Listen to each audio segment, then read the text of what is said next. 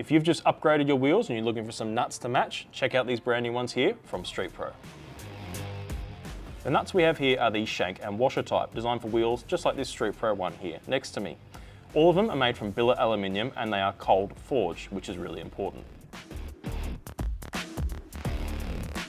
Cold forging is a much better way to make products like this because it makes them more durable. You've got to think, if you're at somewhere like Drag Challenge, you're pulling your race tyres off, putting your road tyres on every day, 5 days in a row, you're going to wear down your wheel nuts pulling them on and off constantly. The last thing you want is for them to then crack and give you problems.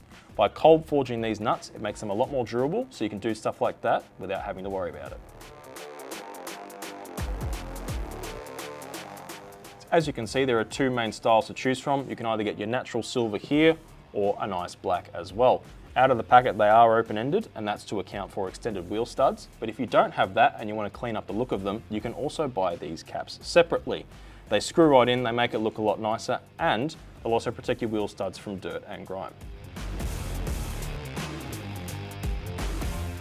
So to find some wheel nuts to suit your wheels and check out the full Street Pro range, head to vpw.com.au.